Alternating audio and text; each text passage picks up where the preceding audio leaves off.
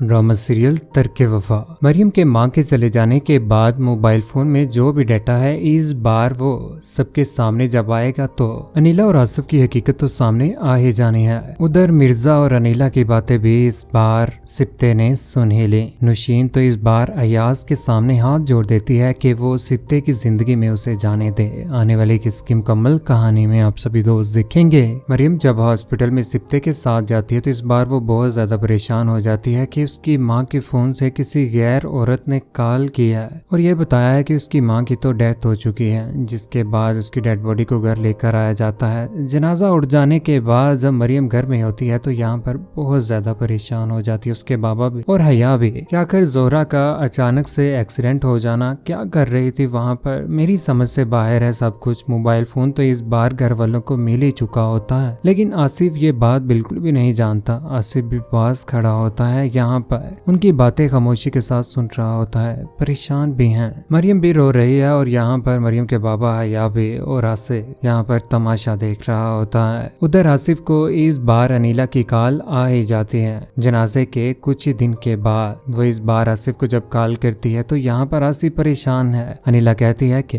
पैसे मैंने तुम्हें आराम करने के लिए नहीं दिए थे, समझ आई है। आसिफ कहता है कि अभी ममानी जान की डेथ को 3 ही दिन हुए हैं, कुछ दिन तो सब्र कर ले, अभी तो मैं कुछ भी नहीं कर पा रहा। आसिफ इस बार कुछ कर भी नहीं पाएगा क्योंकि जब हया के सामने हकीकत आ ही जाएगी कि आसिफ और अनिला की मुलाकात उस मोबाइल फोन में उसी दिन की रिकॉर्ड है कि जिसके बाद उसकी मां की डेथ हो गई थी। उसके बाद आसिफ का बहुत बुरा अंजाम होगा। दूसरी जानिब नुशीन जो इस बार अपने अयाज भैया के सामने अपनी फरियाद लेकर पहुंच जाती है, जहां पर वो उसे कहती है कि भाईजान एक बार मेरी एक बात मान ले, सिप्तैन ऐसे बिल्कुल भी नहीं है कि जो जिस तरह से वो हमारे साथ कर रहे हैं। देख लीजिएगा, अगर मैं सिप्तैन की जिंदगी में दाखिल हो गई, आप मुझे इजाजत दें, फिर देखिएगा मैं कैसे इन सब की अक्कड़ तोड़ूंगी। अनिला, सजीला और अनम की जिस तरह से आपके साथ भी ये जुल्म कर रहे हैं। अयाज उनकी ये बातें सुनने के बाद यहाँ पर नुशीन की बात के ऊपर एग्री तो हो ही जाएगा। अयाज भी अपना ही फायदा सोचेगा। इस बार अपनी बहन को सिप्ते के साथ बयाने के बड़े बड़े ख्वाब तो सोचेगा भी, लेकिन इस बार नाकाम होकर रह जाएंगे जब हकीकत सामने आ जाएगी और मरियम और सिप्ते एक दूसरे के साथ ही खुश रहेंगे। दूसरी जानिब मिर्जा साहिब इस बार घर में पहुंच चुके होते हैं कि वो अनिला के पास बैठकर बातें कर रहे होते हैं, मरियम की तारीफें। लेकिन मिर्जा साहिब को भी पता चल ही जाता है। कहते हैं कि